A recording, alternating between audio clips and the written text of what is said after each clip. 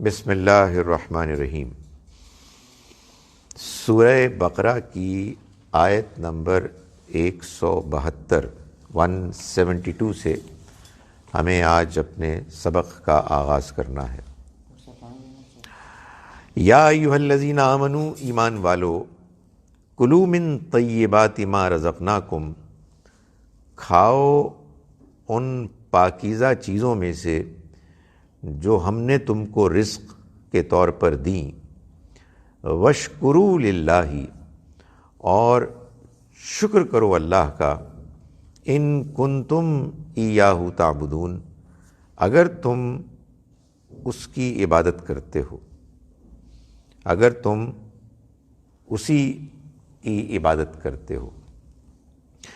یہ قرآن جیسی کتاب میں بیان تھوڑا سا عجیب سا لگے گا کہ آخر اللہ تعالیٰ کو یہ بات بتانے کی، کہنے کی کیا ضرورت ہے کہ جاؤ اور بازار سے کھانا کھاؤ۔ سر وہ تو ہم کھاتے ہی ہیں، آپ you don't have to tell us, آپ تو ہمیں دین کی باتیں بتائیں، کیا چیز جائز ہے کیا ناجائز ہے۔ تو کھانے پینے کی چیز تو کہ ہمیں کھانے ہی ہیں۔ یہ میں اس لیے کہہ رہا ہوں کہ آدمی جب بھی اللہ کے کلام کو پڑھے تو اس کو کویسچن کرے کہ یہ کیوں بات ہوئی ہے، کوئی وجہ ہونی چاہیے۔ تو معلوم یہ ہوتا ہے کہ سیاق سباق میں اللہ تعالیٰ نے ان لوگوں کے رویے کو کنڈیم کیا ہے جو مشرک تھے۔ پچھلی ہی آیت میں اللہ تعالیٰ یہ بتا رہے ہیں کہ پچھلی 2 آیات میں کہ یہ لوگ جب ان سے یہ کہا جاتا ہے کہ تم اس پیغام کو اختیار کرو جو اللہ نے نازل کیا، تو کہتے ہیں نہیں، ہم نے نہیں کرنا، بلکہ ہم تو اسی کی پیروی کریں گے جس پر ہم نے اپنے آباء و اجداد کو پایا۔ تو اللہ تعالیٰ نے اس پر تبصرہ فرمایا کہ کیا وہ اپنے آباء و اجداد کی تب بھی پیروی کریں گے جب کہ نہ وہ کوئی چیز سمجھتے تھے، نہ عقل سے کام لیتے تھے۔ اور پھر اللہ نے ان کی مثال بیان کی کہ گویا کہ یہ ایسے ہیں جیسے کہ کوئی چرواہا ہے جو اپنے ریوڑ کو پکار رہا ہے، اور ریوڑ جانور سوائے آواز کے، چیخ و پکار کے کچھ نہیں سن رہے۔ یہ بات بیان کرنے کے بعد اب اللہ تعالیٰ فرما رہے ہیں کہ ایمان والو، کھاؤ تم پاکیزہ چیزوں میں سے کہ جو ہم نے تم کو رزق کے طور پر دیں۔ یعنی مطلب یہ ہے کہ تم ان مشرکوں کی بنائی ہوئی بدعتیں، کریٹ کی ہوئی نئی باتیں، ان کو اختیار نہ کرو۔ یہ تو کہتے ہیں جی کہ فلاں جانور حرام ہے اور فلاں چیز حرام ہے، اپنی طرف سے مشرکانہ جو مذاہب ہوتے ہیں اس میں صرف یہی نہیں ہوتا کہ وہ غیر اللہ کے آگے سجدہ کرتے ہیں اور ان سے مانگتے ہیں، پھر وہ جو نام نہاد غیر اللہ ہیں ان کے نام پر دین سازی ہوتی ہے۔ اپنے طور پر لوگ دین کی باتیں کنکاکٹ کر لیتے ہیں، اس میں لوگوں کے اندر داخل کر دیتے ہیں، اور لوگ پھر یہ جان نہیں پاتے کہ بھائی کیا چیز کھانی ہے کیا نہیں کھانی، کیا چیز حرام کی گئی ہے کیا چیز حلال رکھی گئی ہے۔ تو اللہ تعالیٰ نے شرک کی مذمت کرنے کے بعد، کنڈیم کرنے کے بعد اس کو یہ فرمایا کہ دیکھو جتنی پاکیزہ چیزیں ہم نے تم کو دی ہیں بے تکلف کھاؤ۔ یہ ایک پرابلم ہوتی ہے کہ اگر آپ کسی ایسے معاشرے کا حصہ ہیں جس میں بعض چیزوں کے کھانے پر مذہبی پابندی لگائی ہوئی ہے، وہ آپ کے نفسیات کا حصہ بن جاتی ہے۔ آپ کہتے ہیں نہیں یہ نہیں کھا سکتے، آدمی ڈرنے لگتا ہے، آدمی کچھ تھوڑا سا اس کے بارے میں جھجکتا ہے۔ تو اللہ تعالیٰ نے فرمایا کہ ایمان والو، جو پاکیزہ چیزیں ہیں جو ہم نے تمہیں رزق کے طور پر دی ہیں ان کو کھاؤ۔ اس تردد میں مبتلا نہ ہو کہ جس میں ان مشرکین نے اپنی دین سازی کی وجہ سے تم کو مبتلا کر دیا ہے، اور اللہ کا شکر کرو اگر تم اسی کی عبادت کرتے ہو، یعنی اگر اللہ کو مانتے ہو اور اس کی عبادت کرتے ہو، تو پھر ان شرک کرنے والوں کی باتوں کی طرف دھیان نہ دو۔ انما حرم علیکم المیتۃ والدم ولحم الخنزیر وما اہل بہ لغیر اللہ، اس نے تو صرف حرام کیا ہے تمہارے لیے مردار کو اور خون کو اور سور کے گوشت کو، اور وہ کہ جس کو ذبح کیا گیا اللہ کے علاوہ کسی اور کے نام پر۔ یعنی یہ جو انہوں نے اپنے طور پر ایک لمبی فہرست تم کو دے دی ہے کہ فلاں چیز بھی حرام ہے اور فلاں بھی حرام ہے، یہ اس کو اگنور کرو، اس کی کوئی حقیقت نہیں ہے۔ ہم نے تو صرف تمہارے لیے جو چیزیں حرام کی ہیں وہ مردار ہے، خون ہے، سور کا گوشت ہے، اور اللہ کے علاوہ کسی اور کے نام پر ذبح کیا گیا جانور ہے۔ اس میں ایک وضاحت کی ضرورت ہے۔ وہ وضاحت یہ ہے کہ یہ جو اللہ کا بیان ہے کہ اس نے تو صرف تم پر اس کو حرام کیا ہے، اس سے مراد وہ دینی حرمت ہے کہ جو اللہ کے پیغام کے ذریعے سے عائد کی جاتی ہے۔ بعض چیزیں انسان کی فطرت میں پہلے سے حرام ہیں، وہ تو گویا کہ حرام ہیں ہی، یعنی کتے، بلی، شیر، چیتے کا گوشت، یہ تو انسان کی فطرت میں حرام ہے۔ یہ چیز کہ گندگی، بول و براز کھانے پینے کی چیز نہیں، تو فطرت میں انسان کے حرام ہے، انسان ان کو جانتا ہے، اس لیے ان کے بارے میں تو سوال ہی پیدا نہیں ہوتا۔ اصل میں اللہ کا دین، اللہ کی شریعت جن معاملات سے بحث کرتی ہے وہ معاملات ہیں کہ جس میں انسان کو اشتباہ، کنفیوژن پیدا ہو جاتا ہے، سو اللہ نے ان کو اپنی شریعت میں بیان کیا۔ باقی یہ بات کہ وہ جانور کے جو درندے ہیں ان کا گوشت نہیں کھانا، سوائے اس کے کہ کوئی معاشرہ بالکل بگڑ جائے، انسانوں نے بالعموم اس بات کو مانا ہے، اس بات کو سمجھا ہے اور اختیار کیا ہے، لیکن بگاڑ کبھی کبھی ہو جاتا ہے، وہ بھی کوئی نہ کوئی اپنے پیچھے وجہ رکھتا ہے۔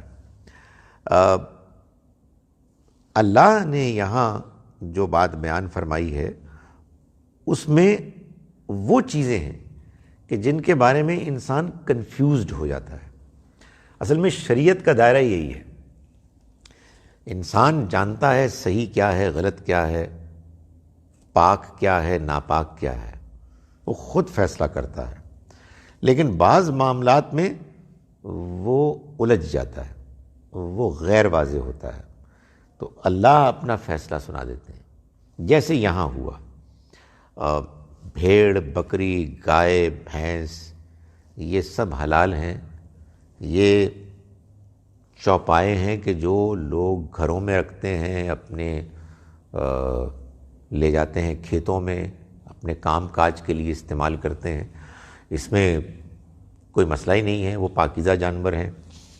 لیکن انہی کے اندر انہی کی طرح کی کیٹیگری کا ایک جانور سور بھی ہے۔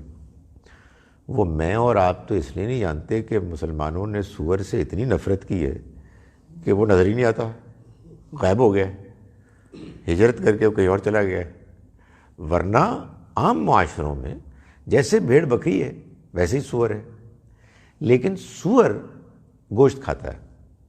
تو یہ سوال پیدا ہوا کہ یہ ہے تو بھیڑ بکری کی طرح کا ہی، لیکن یہ گوشت کھاتا ہے، تو پھر صحیح بات کیا ہے؟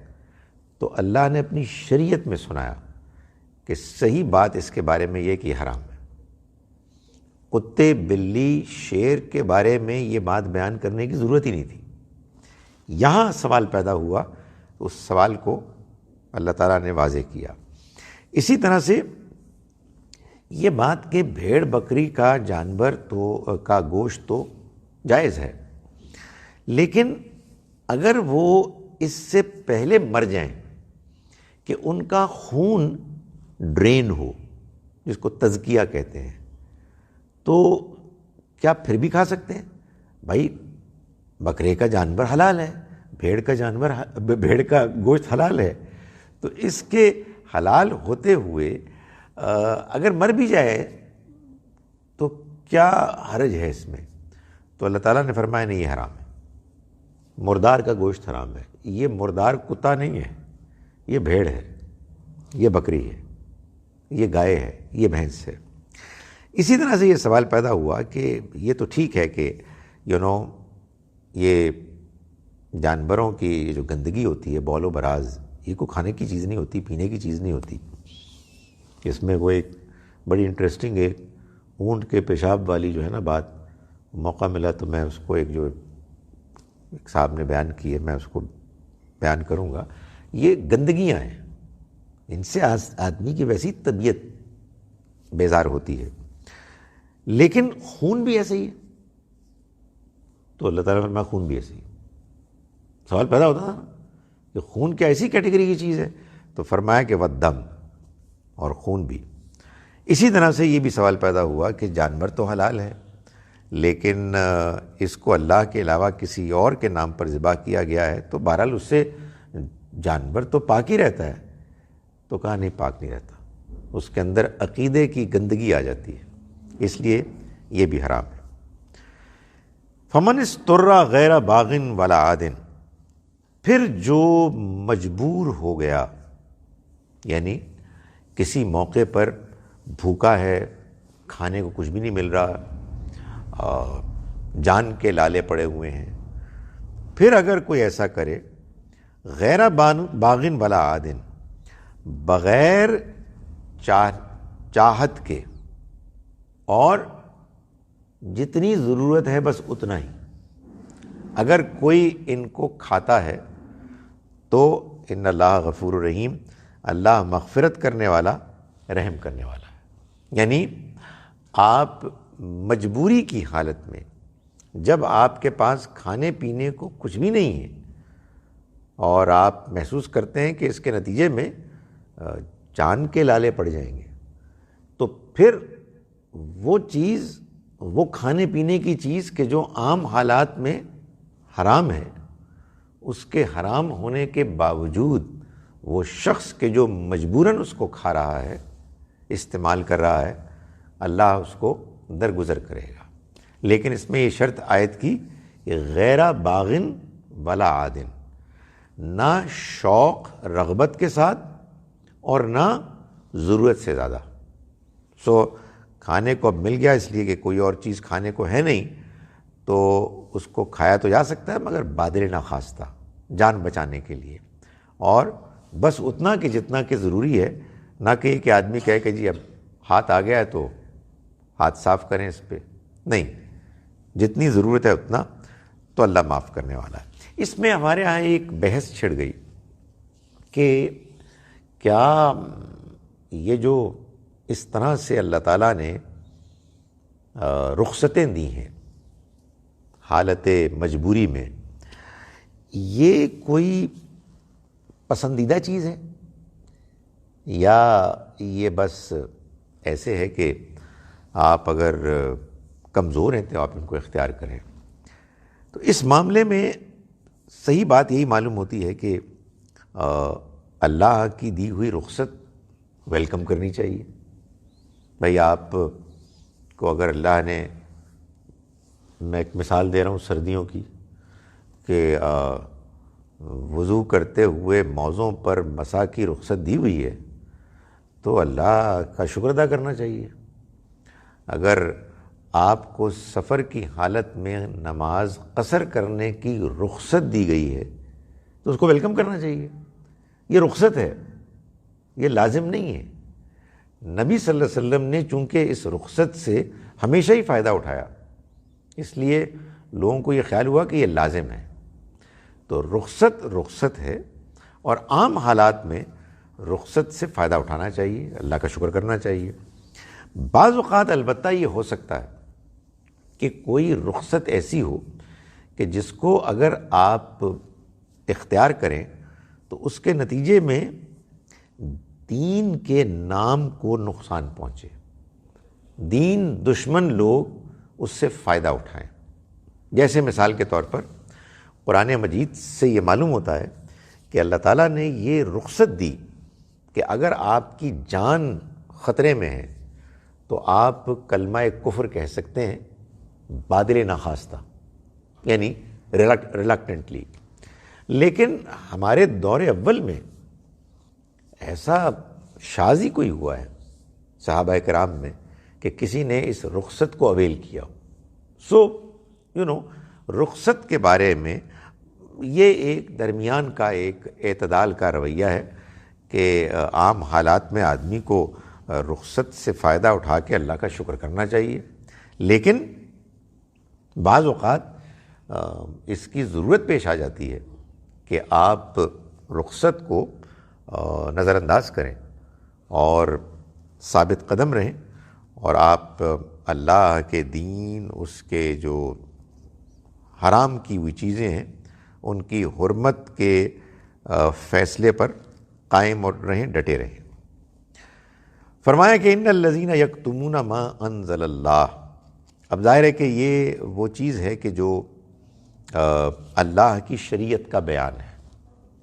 اس شریعت کے بیان کے بارے میں اللہ تعالیٰ یہ بات فرما رہے ہیں کہ یہ وہ چیز ہے کہ جو اہل کتاب کو معلوم تھی۔ اہل کتاب جو اس زمانے میں موجود تھے، لیکن انہوں نے اس دین کو چھپایا۔ یہ دین ایک بڑی رحمت ہے، انسان کو اس کا اندازہ نہیں ہوتا کہ خدا کی طرف سے کوئی پیغام آ جائے اور وہ آپ کی زندگیوں میں آپ کی رہنمائی کرے اور آپ اس کے مطابق چلیں، کھائیں پئیں، تو اللہ کی مہربانی ہے۔ اس کی دنیا میں رہتے ہوئے اس کے قانون کے مطابق آپ زندگی گزار رہے ہیں، اس سے زیادہ بڑی پریولیج کیا ہو سکتی ہے؟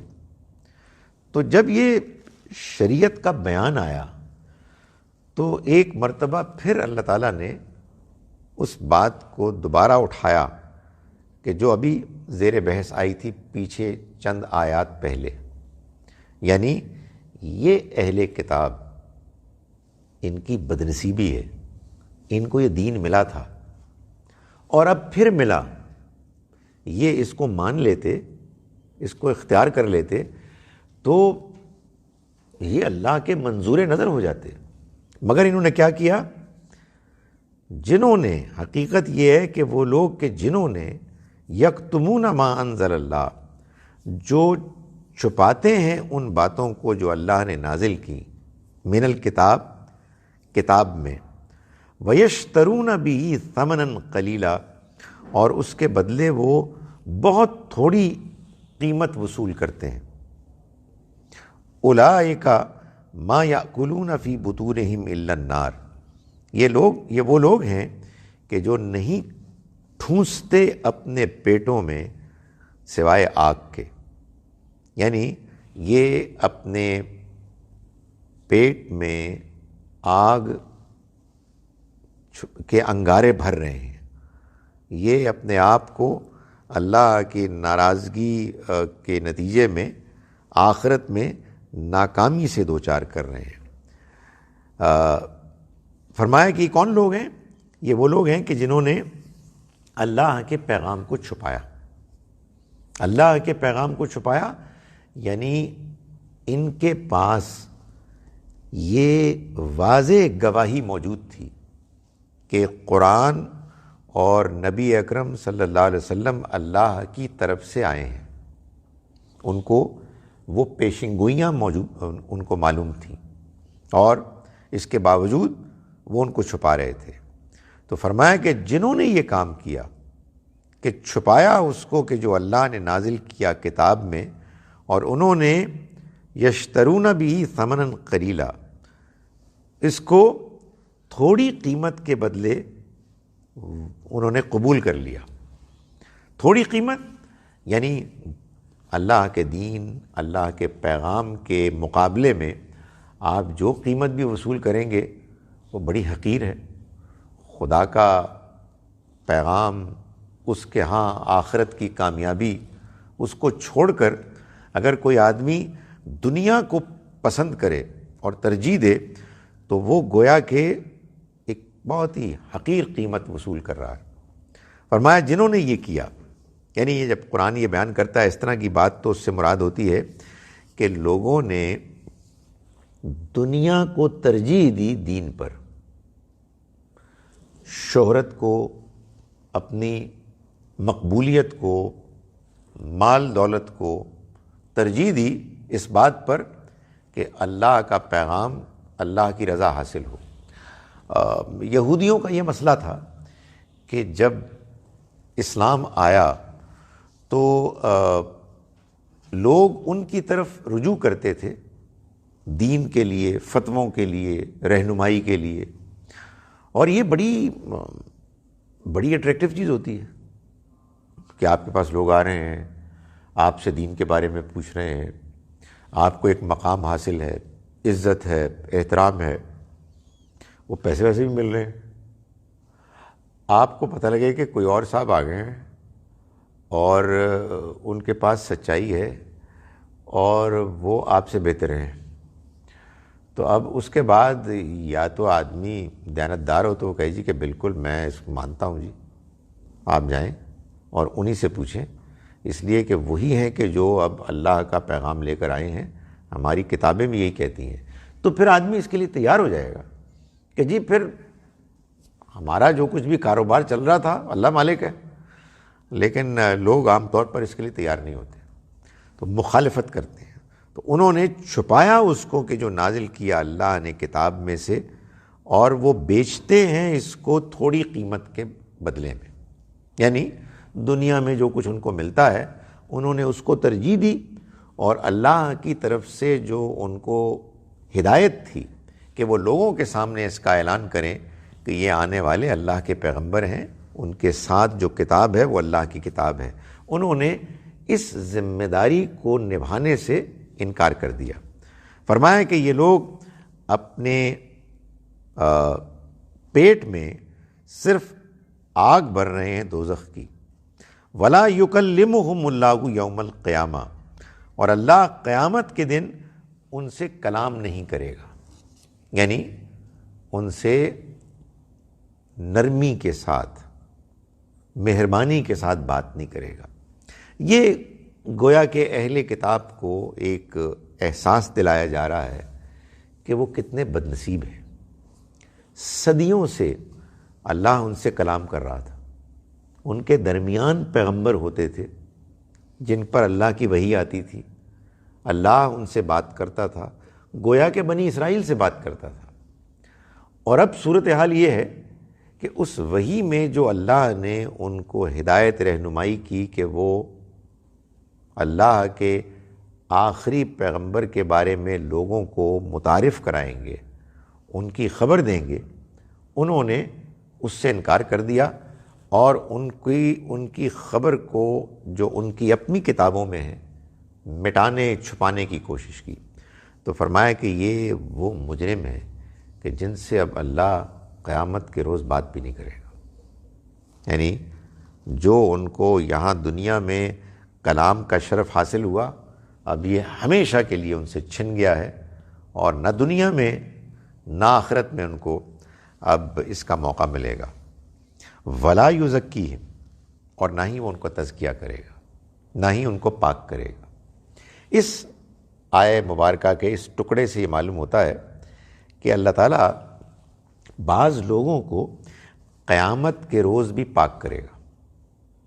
اصل میں قرآن نے اس بات کا اعلان کیا ہے کہ آخرت میں کامیاب وہی ہوگا، جنت میں داخل وہی ہوگا کہ جو پاک ہو جائے گا، یعنی جس کا تزکیہ ہوگا۔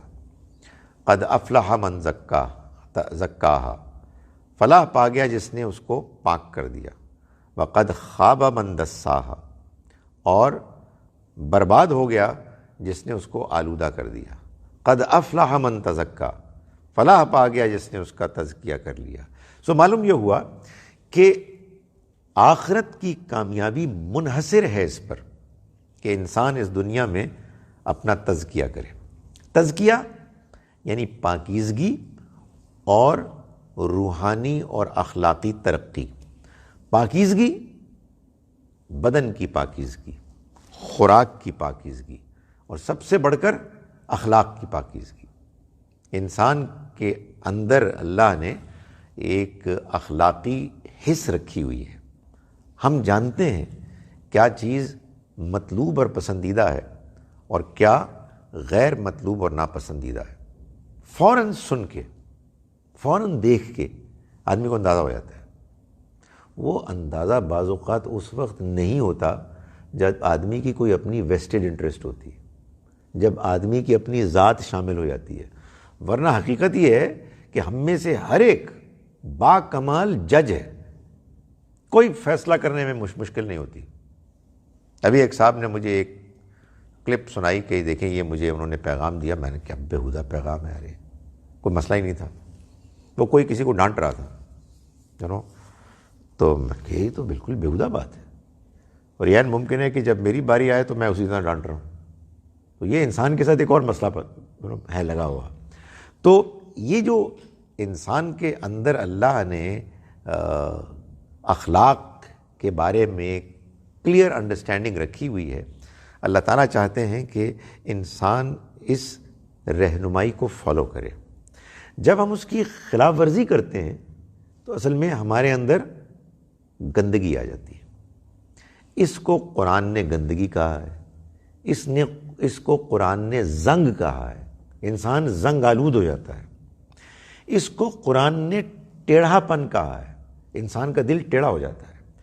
سو اللہ تعالیٰ یہ فرماتے ہیں کہ قیامت کے روز وہی کامیاب ہوگا جس کا تزکیہ ہوگا، جو اپنے اخلاق پاکیزہ کر کے آئے گا اور پھر ترقی کرے گا۔ اگر آپ خواہشات اور انانیت سے اپنے آپ کو پاک کر لیں اور آپ اخلاق کے معاملے میں روشن ہو جائیں، واضح ہو جائیں، تو پھر آپ ترقی کریں گے، بندوں کے ساتھ بھی ٹھیک ہوں گے، اللہ کے ساتھ بھی ٹھیک ہوں گے۔ اچھا، اب اس میں کتنی پاکیزگی، کتنا تزکیہ، یہ اللہ ہی بہتر جانتا ہے۔ اللہ کے ہاں ایک وہ ہے تھریش ہولڈ، ایک لکیر ہے، ایک منیمم ٹارگٹ ہے جو اس نے سب کے لیے رکھا ہوا ہے۔ جو اس کو اچیو کر لے گا وہ کامیاب ہو جائے گا۔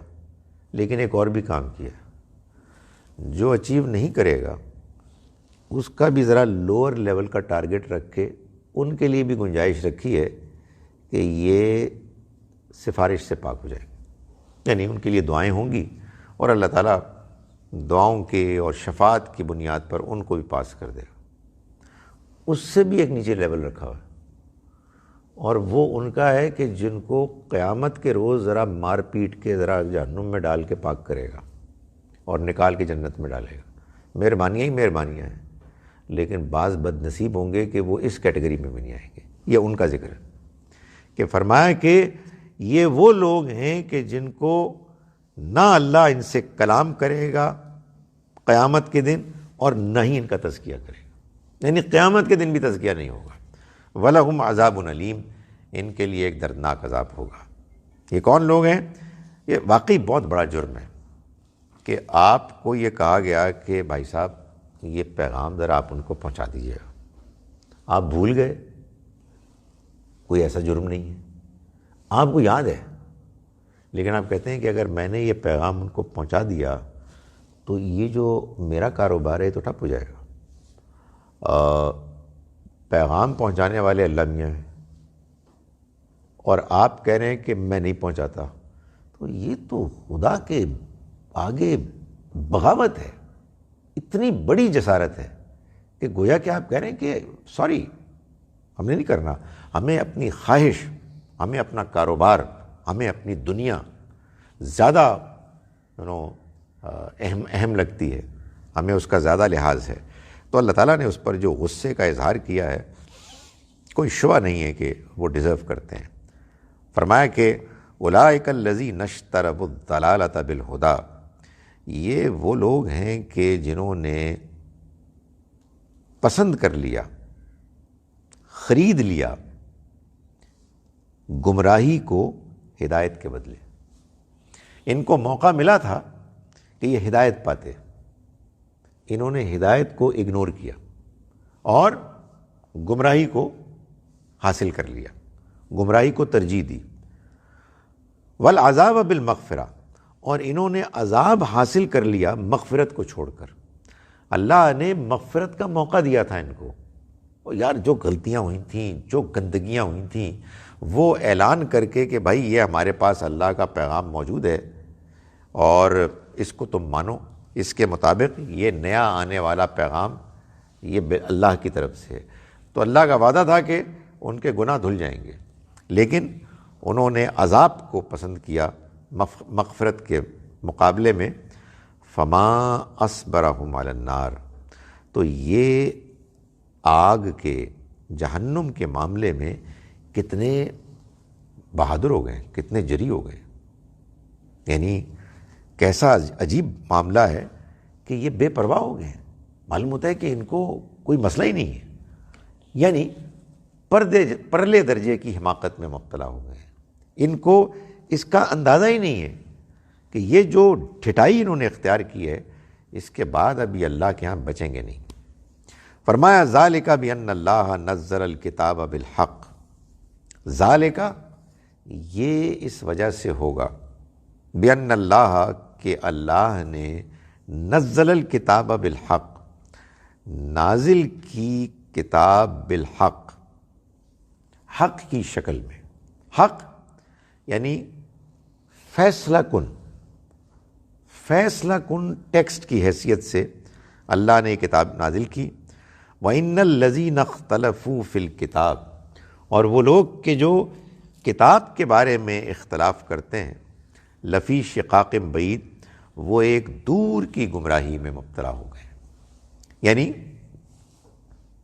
شقاق بعید، دور کی ضد میں مبتلا ہو گئے، ضد میں، یعنی اللہ نے جو کتاب نازل کی ہے وہ کتاب ایسی ہے کہ جو بالکل واضح ہے، یعنی یہ اللہ کا فیصلہ ہے کہ جو آسمان سے آ گیا، اللہ کے اس فیصلے کے بارے میں کوئی شبہ نہیں ہے، یعنی یہ ٹیکسٹ خود اپنے سچے ہونے کے لیے بہت واضح ہے۔ خاص طور پر جب وہ نازل ہو رہا تھا تو لوگ جانتے تھے کہ یہ اللہ کا کلام ہے۔ تو یہ فرمایا کہ جو اللہ کی طرف سے ان کے بارے میں اتنی سخت بات کی گئی ہے، ان کے عذاب کے بارے میں جو ان کو وعید سنائی گئی ہے، اس کی وجہ یہ ہے کہ اللہ نے کتاب کو نازل کیا، اس کا اہتمام کیا، جو کتاب بالکل واضح ہے، جو فیصلہ کن اللہ کا پیغام لے کر آئی ہے، جس کے اللہ کی طرف سے ہونے کے معاملے میں کوئی شبہ نہیں ہے۔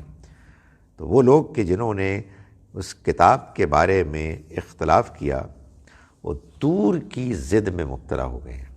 دور کی ضد یعنی ایک ضد وہ ہوتی ہے کہ جو تھوڑے عرصے کے بعد ٹھیک ہو جاتی ہے، آدمی دو چار غصے کے الفاظ بولتا ہے، اس کے بعد پچھتاتا ہے، لیکن ایک ضد وہ ہوتی ہے کہ جو اتنی دور چلی گئی کہ اب اس کے واپسی کا کوئی امکان نہیں۔ یہ بڑی خطرناک چیز ہوتی ہے۔ ضد تو انہوں نے کی، اور ضد یہ کی انہوں نے کہ بھائی ہم اس سے پہلے مذہب کے معاملے میں اصل حیثیت رکھتے تھے، لوگ ہماری طرف آتے تھے، لیکن معلوم یہ ہوتا ہے کہ اب اللہ کی طرف سے پالیسی بدل گئی ہے۔ اب اللہ کا فیصلہ یہ ہے کہ یہ کسی اور کی جانب اللہ کا پیغام پہنچ گیا ہے اور لوگ ان کی طرف رجوع کریں۔ تو اس کے نتیجے میں ان کے اندر حسد پیدا ہو گیا، ضد پیدا ہو گئی، ان کا ہم نے نہیں ماننا۔ سب سے بڑی بیماری یہی ہے، یعنی انسان کو جب سچائی معلوم ہو جائے تو اس کے بعد آدمی اس سچائی کی قدر نہیں کرتا، بلکہ وہ ضد میں آ جاتا ہے۔ اور ضد میں کیوں آتا ہے؟ بھائی آسمان سے اگر اللہ تعالیٰ خود پیغام کو نازل کر رہا ہوتا، نظر آ رہا ہوتا، تو کوئی مسئلہ ہی نہیں تھا۔ اصل میں اللہ کی پالیسی یہ ہے کہ وہ پیغام پیش کرتا ہے انسانوں کے ذریعے سے، انسانوں کے ساتھ ضد رہتی ہے۔ ہم بنی اسرائیل، یہ بنی اسماعیل، ہم ان سے بڑے، یہ ہم سے چھوٹے، ساری اس دور میں بنی اسرائیل نے بنی اسماعیل کا مذاق اڑایا. تو اس کے بعد جب آپ مذاق اڑاتے ہیں اس کے بعد بہت مشکل ہوتا ہے کہ آپ پھر کسی کو وہ مقام دیں کہ جو وہ ڈیزرو کرتا ہے. اسی لیے مذاق اڑانا نہایت گھٹیا بات ہے. یعنی آدمی کو اگر کسی سے کوئی اختلاف ہے تو اس کو سلیقے سے بیان کرنا چاہیے، ورنہ انسان کبھی نیوٹرل اور انصاف کرنے والا بن نہیں سکتا. تو فرمایا کہ یہ وہ لوگ ہیں کہ جنہوں نے کتاب کے بارے میں اختلاف کیا.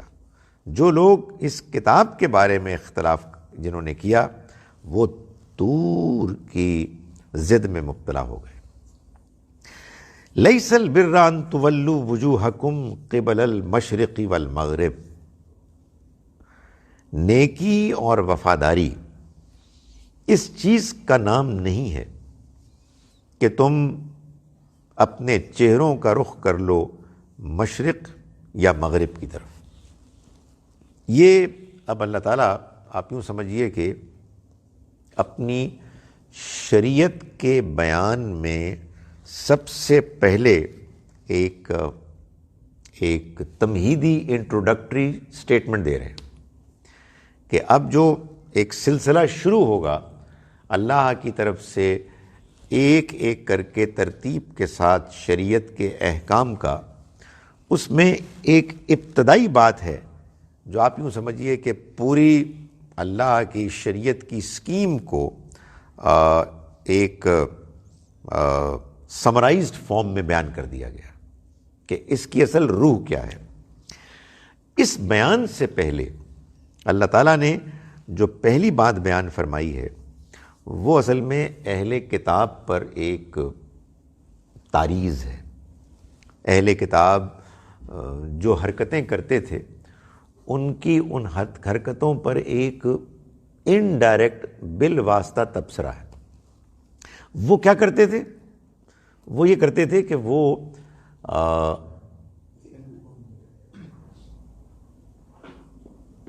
یہ کرتے تھے، یہ گڑبڑ ہوئی ہے کچھ، وہ یہ کرتے تھے کہ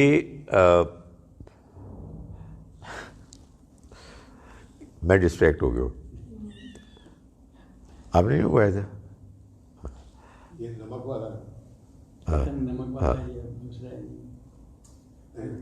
یہ آپ کا ہے سر؟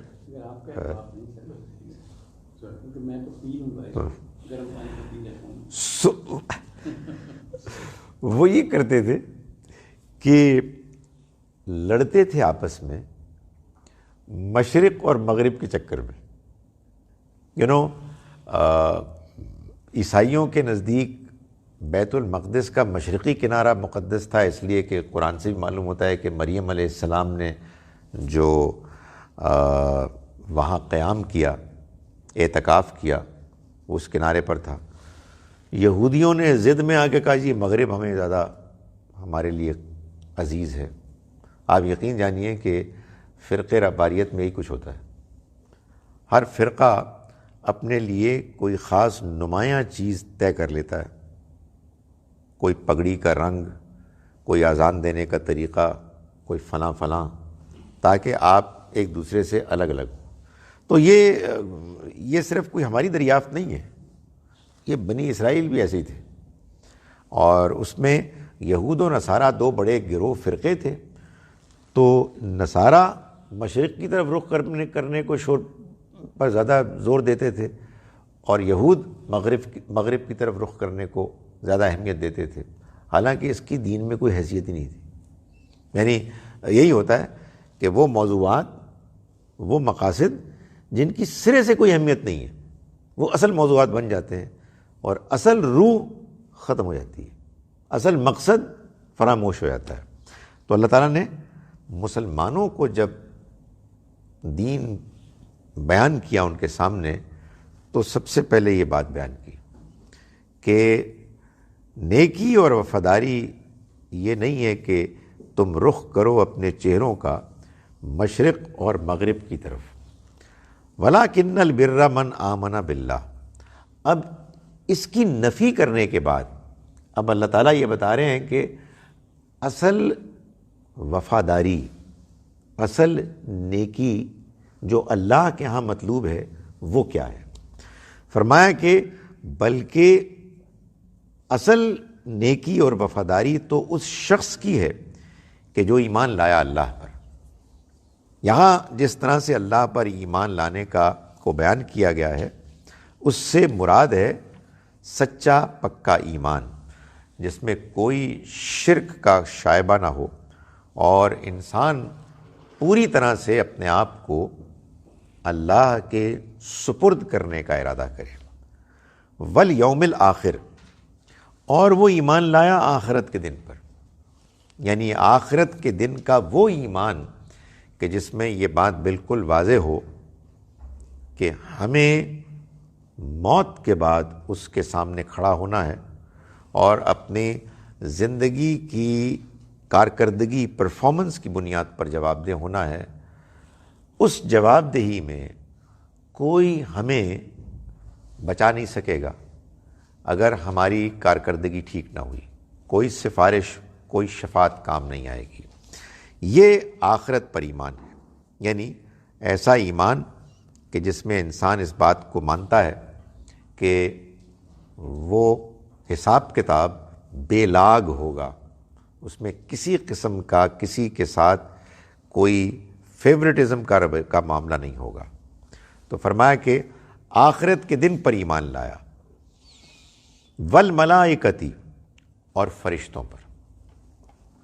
فرشتوں پر ایمان بڑا ضروری ہے، اس لیے کہ فرشتے وہ مخلوق ہیں کہ جو اپنی نوعیت کے لحاظ سے ایسے ہیں کہ ایک جانب وہ براہ راست اللہ کے ساتھ تعلق قائم کر سکتے ہیں اور دوسری جانب مخلوق کے ساتھ قائم کر سکتے ہیں، بندوں کے ساتھ۔ چنانچہ وہ وہاں سے وصول کرتے ہیں اور وہاں پہنچاتے ہیں، براہ راست اللہ معاملہ نہیں کرتا۔ زیادہ سے زیادہ اللہ تعالیٰ نے اپنے ایک پیغمبر کے ساتھ کلام کیا ہے، لیکن اس سے زیادہ انسان اس دنیا میں اللہ کے ساتھ ڈائریکٹ تعلق کا اختیار نہیں رکھتا، اس کے پاس اس کا امکان نہیں ہے۔ وہ لوگ کہ جو ہمارے ہاں بعض قصوں میں نبی صلی اللہ علیہ وسلم کی اللہ تعالیٰ سے ملاقات کی باتیں بیان کرتے ہیں، وہ ایک مجبوری ہے، اس لیے کہ قصے اور وعظ کامیاب ہو نہیں سکتے جب تک کہ اس طرح کی مبالغہ آمیز باتیں نہ ہوں۔ وہ اصل میں کیا ہے کہ سورہ نجم میں اللہ تعالیٰ نے یہ بتایا کہ نبی صلی اللہ علیہ وسلم کی وحی کے نازل ہونے کا پہلا اور دوسرا تجربہ کیسا تھا۔ اس میں آپ کی ملاقات جیسے ہوئی جبرائیل علیہ السلام سے، اس کا بیان ہے۔ لوگوں نے اس کو اللہ سے ملاقات قرار دے دیا، تو ایک تو یہ گڑبڑ ہوئی، اور یہ گڑبڑ کیوں ہوئی؟ یعنی میں کسی کی نیت پہ شک نہیں کر رہا، ظاہر ہے لوگ اچھی نیت سے کر رہے ہوں گے، لیکن ایک اور غلطی ہوئی۔ وہ غلطی یہ ہے کہ ہم نے وہ کام کیا جس سے اللہ نے روکا تھا، اور وہ یہ ہے کہ نبیوں میں، رسولوں میں مقابلے بازی۔ تو ہمارے ہاں لوگوں نے ٹھان لی کہ ہمارے پیغمبر سب سے اعلیٰ ہیں، تو بھائی موسیٰ علیہ السلام نے تو کلام کیا تھا، تو ہمیں آگے بڑھنا چاہیے۔ انہوں نے کہا جی کلامی ملاقات ہوئی تھی، کر لو گل۔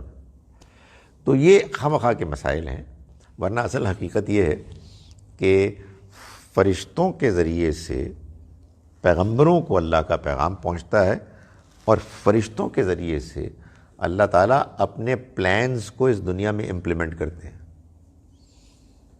پیدائش ہو یا موت ہو، یہ سب بھی اللہ تعالیٰ ان کے ذریعے سے کرتے ہیں، اور بھی بہت سارے معاملات۔ تو ان کو بھی ماننا خدا کی اسکیم کے مطابق ضروری ہے، اور ٹھیک طرح سے ماننا۔ غلط طرح سے مانیں گے تو یہ بھی خدائی میں شامل ہو جائیں گے، یا سرے سے ہوں گے ہی کچھ نہیں، فورسز آف دی نیچر سے قرار دیں گے۔ نہیں، یہ باقاعدہ اللہ کی مخلوق، اس کے بندے ہیں، اور ان کی جو حیثیت ہے وہ آپ یوں سمجھیے کہ ادھر انسان، ادھر اللہ اور اس کی خدائی کے درمیان میں رابطے کا کا رول ادا کرتے ہیں۔ یوں سمجھیے کہ جیسے ہمارے لیے اللہ کے پیغمبر اللہ کے رسول ہیں، رسولوں کے لیے یہ فرشتے رسول ہیں۔ پیغمبر ہم کو پیغام پہنچاتے ہیں، فرشتے ان کو پیغام پہنچاتے ہیں۔ سو یہ لنک ہے کہ جس کو ماننا ضروری ہے۔ والکتاب، اور وہ ایمان لائے کتاب پر۔ کتاب یعنی اللہ کی وہ کتابیں کہ جو اللہ تعالیٰ نازل فرماتا ہے اس مقصد کے لیے کہ ان کتابوں کو اللہ کا فیصلہ مانا جائے، ان کے ذریعے سے ہدایت پائی جائے، ان کو پڑھ کے ان کو سمجھ کے اپنی زندگی میں روشنی پیدا کی جائے۔ دین مذہب کے معاملے میں جہاں اختلاف ہو جائے، کتاب کو فیصلہ کن اتھارٹی دی جائے، یہ کتاب کا ماننا ہے۔ تو اصل نیکی اور وفاداری تو اس شخص کی ہے کہ جو ایمان لایا اللہ پر سچا پکا، آخرت کے دن پر جیسا کہ اس کو ماننے کا حق ہے، فرشتوں پر، کتابوں پر اور نبیوں پر۔ نبیوں پر ایمان یہ ہے کہ اللہ نے ہم انسانوں میں سے بعض بندوں کا انتخاب کیا کہ وہ ہم تک اللہ کا پیغام پہنچائیں اور وہ اپنے عمل، اپنے رویے، اپنے کردار سے ہمارے لیے رول ماڈلز بنیں، وہ اسوہ حسنہ پیش کریں کہ جو ہمارے لیے دین کے معاملے میں آخری لیول ہے، یعنی ایکسلنس کا۔ اور یہ وہ اللہ کے بندے ہیں کہ جن کا علم بغیر کسی غلطی کے ایک پاک صاف علم ہوتا ہے اور وہ لوگوں کی رہنمائی کرتے ہیں۔ یہ فرشتوں پر ایمان ہے۔ فرمایا کہ جو اللہ کے ساتھ وفاداری کا رویہ اختیار کرتا ہے، جو حقیقی نیکی کا راستہ اختیار کرتا ہے، وہ سب سے پہلے تو ایمان لاتا ہے ٹھیک طرح سے، پھر وَآتَى الْمَالَ عَلَى حُبِّهِ، اس نے مال دیا دوسروں کو اس کی محبت کے باوجود۔ یعنی مال دینے کا مطلب ایک تو یہ ہے کہ آپ کے پاس سب جوتے جو ہیں وہ پرانے ہو چکے ہیں، تو وہ ویسے ہی آپ کے لیے ایک بوجھ ہیں، تو آپ نے کسی کو دے دیا، کوئی بری بات نہیں کی۔ لیکن اصل میں یہاں جس مال کو دینے کا ذکر ہے وہ مال ہے جو آپ کو پسند ہے، آپ کی اپنی ضرورتیں ہیں، لیکن اس کے باوجود آپ اپنے مال کو خرچ کر رہے ہیں۔ کس پر؟ ذوی القربہ، رشتہ داروں پر۔ معلوم یہ ہوا کہ مال کے خرچ کرنے میں سب سے پہلا حق قرابت داروں کا ہے، رشتہ داروں کا۔ اگر وہ ضرورت مند ہیں تو پہلے آپ ان کو دیں۔ معاشرے میں چیریٹی کے نام سے بہت بڑا کام شروع کرنے سے پہلے دائیں بائیں دیکھ لیں کہ اپنے ریلیٹیوز میں تو کوئی ضرورت مند نہیں ہے، تو سب سے پہلا ذکر ان کا آیا۔ والیتامہ، اور یتیموں کو۔ ایک قرآن کے بیان سے معلوم ہوتا ہے کہ کسی معاشرے میں وہ بچے کے جو چھوٹی عمر میں باپ کے سائے سے محروم ہو گئے ہیں، وہ تقریباً رشتہ داری ہیں، یعنی ان کا حق سب سے پہلے ہے۔ گویا کہ اب یہ معاشرے کی ذمہ داری ہے کہ وہ ان کے باپ کی حیثیت اختیار کرے، یعنی سپورٹ کرنے میں۔ والمساکین، اور مسکین، جو عام ضرورت مند لوگ ہیں، جن کی ضرورت اتنی ہے کہ ان کے اوپر ایک مسکنت، ایک کمزوری، ایک طاری ہو گئی ہے، ان کے ہاں مشکلات ہیں۔ وابن السبیل، اور مسافروں پر، یعنی وہ کہ جو گھر سے نکلے ہوئے ہیں۔ ایک زمانے میں گھر سے کوئی شخص چاہے کتنا بڑا سیٹھ ہی کیوں نہ ہو، جب نکلتا بس اپنی بستی سے 2-4 کلومیٹر باہر نکلتا تو سب ختم ہو جاتا، تو وہ مسافر بے بس ہوتا، تو ان پر بھی خرچ کرنا ہے۔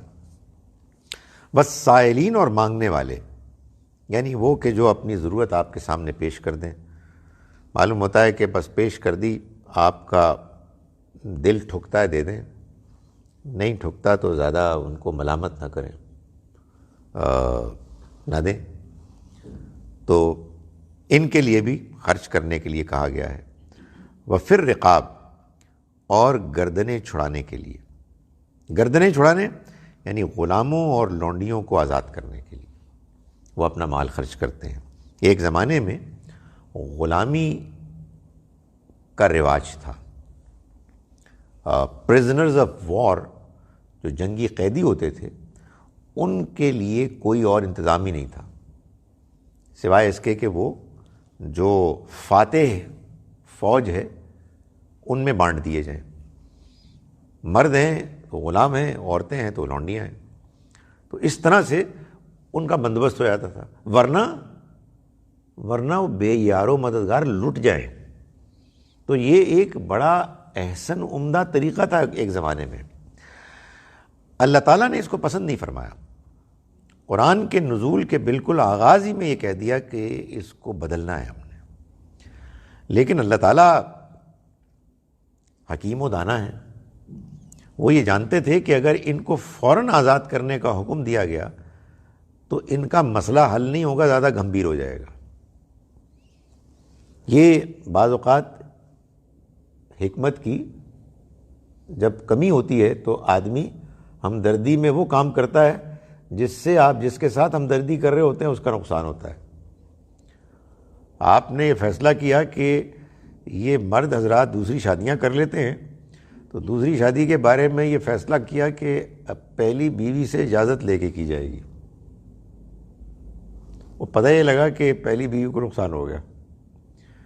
یعنی آپ اجازت لیں گے، وہ نہیں دیں گی تو آپ ان کو فارغ کر دیں گے یا کچھ اور بھی ہو جائے گا. اور دوسری جانب آپ نے یہ کیا کہ اس نکاح کو روکا نہیں. تو عجیب و غریب قسم کا، ایک فضول قسم کا ایک نظام بن گیا جو ہمارے ہاں آج کل چل رہا ہے. تو کہنے کا مقصد یہ ہے کہ جو ریفارم ہوتا ہے، جو اصلاح ہوتی ہے، اس میں یہ دیکھا جاتا ہے کہ آبجیکٹو معروضی حقائق کیا ہیں، اور ان کے مطابق پھر گریجولی ایک ریفارم کا پروسیس شروع ہوتا ہے. تو اللہ تعالیٰ نے غلاموں اور لونڈیوں کے معاملے میں یہی کیا. دھیرے دھیرے ان کے لیے ریفارمز کو انٹروڈیوس کیا، اور بالآخر 2 ایسے احکام جاری کر دیے کہ جس کے بعد غلاموں لونڈیوں کا خاتمہ ممکن ہو گیا. ایک یہ کہ جنگی قیدی اب غلام لونڈی نہیں بنیں گے، اور دوسرا یہ کہ جتنے غلام لونڈیاں ہیں وہ اگر آزاد ہونا چاہتے ہیں تو اپنے مالکوں سے کانٹریکٹ سائن کریں اور ان سے پوچھیں کتنے پیسے دینے ہیں. اور مسلمانوں کو کہا، عام مسلمانوں کو، کہ آپ ان کی جگہ پہ پیسے دے دیں. اس کے بعد جو غلام لونڈیاں رہ گئے، بس وہ تھے کہ جو پسند کرتے تھے کہ ہم غلام لونڈیاں رہیں. ظاہر ہے لوگوں کے اپنے گھروں میں رہتے تھے، ان کے اپنے اچھے بھلے حالات تھے، نہیں ہونے تھے، آزاد ہونا چاہتے تھے. اب اس کا کوئی سوال نہیں ہے، اب اس کا کوئی امکان نہیں ہے کہ کوئی غلام بنائے کسی کو یا لونڈی بنائے. اس لیے کہ اب تو پرزنرز آف وار کے لیے ایک الگ سے قانون ہے انٹرنیشنل، ان کی ریپیٹریشن کے لیے جنیوا کنونشن کے تحت وہ طے ہو چکا ہے. فرمایا وَأَقَامَ الصَّلَاةَ وَآتَى الزَّكَاةَ، اور اس نے نماز ادا کی اور زکوٰۃ دی. یہ زکوٰۃ اس خرچ کے بعد اس کا ذکر ہے. یہ منیمم ریکوائرمنٹ ہے ہر مسلمان کے لیے. آپ کو اللہ کو یاد کرنا ہے جتنا آپ یاد کر سکتے ہیں، کم سے کم نماز. آپ نے اللہ کے راستے میں خرچ کرنا ہے کھلے دل کے ساتھ، جتنا آپ خرچ کر سکتے ہیں، کم سے کم زکوٰۃ. وَالْمُوفُونَ بِعَهْدِهِمْ إِذَا عَاهَدُوا، اور اپنے عہدوں کو پورا کرنے والے جب کہ وہ عہد کر بیٹھیں. یعنی یہ اللہ کے بندے کے جو نیکی اور وفاداری کو اختیار کرتے ہیں، یہ وہ ہوتے ہیں کہ جب کوئی معاہدہ کر لیں، جب کوئی وعدہ کریں تو اس کو وہ پورا کرتے ہیں. یہ نہیں ہے کہ دھوکہ دے رہے ہیں، ہر دوسرے دن معلوم ہوا کہ او جی میں تو ذرا جوش آ کے میں بول گیا سی، ویسے مقصد میرا یہ نہیں تھا. نہیں، وہ کردار کے کیریکٹر کے ایسے لوگ ہوتے ہیں کہ اول تو سوچ سمجھ کے بات کرتے ہیں، یعنی جوش میں نہیں آتے، اور اگر بات کر لی ہے تو اس پر پورا اترتے ہیں. ان کے بارے میں فرمایا والصابرین فی البأساء والضراء وحین الباس، اور خاص طور پر ثابت قدمی دکھانے والے تنگی میں، یعنی معاشی تنگی میں، بیماری میں، اور جنگ کی حالت میں، یعنی ہر حال میں وہ اپنے موقف پر ڈٹے رہتے ہیں. اولئک الذین صدقوا، یہ لوگ ہیں کہ جنہوں نے سچ کہا، یعنی یہ لوگ ہیں کہ جو واقعی سچے ہیں اپنے وفاداری کے عہد میں، اپنے اس دعوے میں کہ انہوں نے جو نیکی اور تقوی اور وفاداری کو اختیار کیا ہے، واقعی انہوں نے اس کو اپنی زندگی میں پوری طرح سے اڈاپٹ کیا ہے. وَأُولَٰئِکَ هُمُ الْمُتَّقُونَ، اور یہی لوگ ہیں کہ جو حقیقت میں پرہیزگار ہیں، حقیقت میں یہ اللہ سے ڈرنے والے ہیں. وہ لوگ نہیں کہ جو بس مشرق اور مغرب کی طرف رخ کرنے پر لڑتے ہیں، بلکہ وہ لوگ ہیں کہ جو بر، نیکی اور وفاداری کو اختیار کرنے والے ہیں، کہ جو ان اصولوں پر، ان تقاضوں پر پورا اترتے ہیں. جیسا کہ میں نے گزارش کی کہ اس کے بعد اب اللہ تعالیٰ نے اس تمہید کے بعد پھر اپنی وہ شریعت بیان کی ہے اس زمانے میں اس کے جن احکام کی ضرورت تھی ایک ایک کر کے، کہ جس کا ذکر ہم اس کے بعد دیکھیں گے. اقول قولی ھذا واستغفر اللہ لی ولکم. اب مغرب کی نماز کا وقت ہونے والا ہے. ہم نے آج، یہ تو آپ کو درمیان میں مجھے روک دیتے سر، یہ تو اچھا ٹھیک ہے، ہاں 174 سے نا 172 سے ہم نے شروع کیا، 172 سے شروع کیا اور 177 تک. وہ میں یہ آذان ہو جائے گی، ابھی تو نہیں ہوئی، تو پھر میں ترجمہ کر لوں. پھر میں ترجمہ عام طور پہ کرتا ہوں، آج میں ترجمہ اذان کے ہونے کے امکان کے پیش نظر نہیں کیا، تو اس ترجمے کو میں کر لیتا ہوں. ترجمے کے درمیان میں اذان ہوگی تو میں ترجمہ مکمل کر لوں گا. بسم اللہ الرحمن الرحیم. یا ایھا الذین آمنوا، ایمان والو، کلوا من طیبات ما رزقناکم، کھاؤ ان پاکیزہ کھانوں میں سے جو ہم نے تم کو رزق کے طور پر دیے. واشکروا للہ، اور اللہ کا شکر ادا کرو. ان کنتم ایاہ تعبدون، اگر تم اسی کی عبادت کرتے ہو. انما حرم علیکم المیتۃ والدم، اس نے تو صرف حرام کیا ہے تم پر مردار کے گوشت کو، خون کو، ولحم الخنزیر، اور سور کے گوشت کو. وما اہل بہ لغیر اللہ، اور جو اللہ کے علاوہ کسی اور کے نام پر ذبح کیا گیا ہو.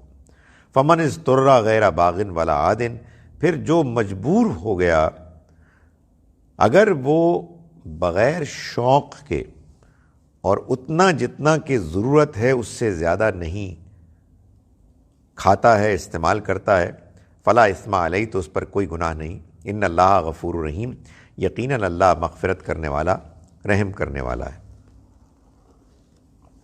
ان الذین یکتمون ما انزل اللہ، یقیناً وہ لوگ کہ جنہوں نے جو چھپاتے ہیں اس کو کہ جو اللہ نے نازل کیا، من الکتاب، کتاب میں، ویشترون بہ ثمنا قلیلا، اور وہ بیچتے ہیں اس کو تھوڑی قیمت کے بدلے. اولئک ما یاکلون فی بطونہم الا النار، یہ وہ لوگ ہیں کہ جو اپنے پیٹ میں آگ کے سوا کچھ نہیں ٹھونس رہے. ولا یکلمہم اللہ یوم القیامہ، اور اللہ ان سے قیامت کے دن کلام بھی نہیں کرے گا، بات بھی نہیں کرے گا. ولا یزکیہم، اور نہ ہی ان کا تزکیہ کرے گا. ولہم عذاب علیم، اور ان کے لیے ایک دردناک عذاب ہوگا. اولئک الذین اشتروا الضلالۃ بالہدی، یہ وہ لوگ ہیں کہ جنہوں نے گمراہی خرید لی ہدایت کے بدلے، والعذاب بالمغفرہ، اور عذاب حاصل کر لیا مغفرت کے بدلے، فما اصبرہم علی النار، تو کیسے آگ کے بارے میں یہ جری حوصلہ مند ہو گئے۔ ذالک بان اللہ نزل الکتاب بالحق، یہ اس لیے ہوگا کہ اللہ نے کتاب نازل کی بالکل حق، واضح، فیصلہ کن۔ وَإِنَّ الَّذِينَ اخْتَلَفُوا فِي الْكِتَابِ، اور وہ لوگ کہ جو کتاب کے معاملے میں اختلاف میں پڑے، لفی شقاق بعید، وہ دور کی ضد میں مبتلا ہو گئے۔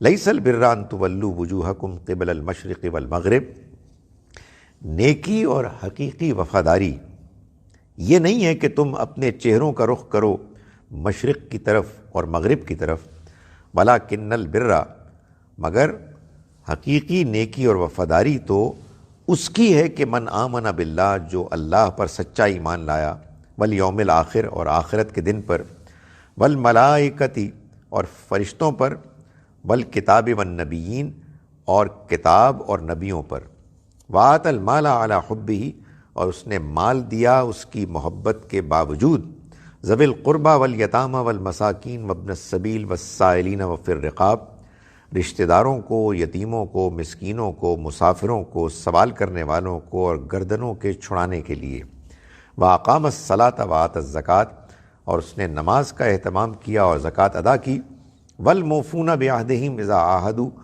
اور عہدوں کو اپنے پورا کرنے والے جب کہ وہ عہد کر بیٹھیں، وَالصَّابِرِينَ فِي الْبَأْسَاءِ وَالضَّرَّاءِ وَحِينَ الْبَأْسِ، اور خاص طور پر ثابت قدمی دکھانے والے تنگی میں، مشکلات میں، اور جنگ کے وقت۔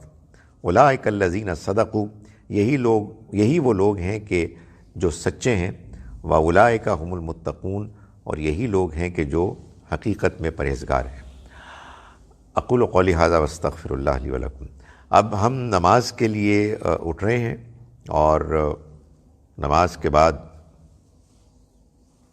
5:30 بجے دوبارہ سوال جواب کے لیے میں حاضر ہو جاؤں گا، اگر کوئی موجود ہوگا۔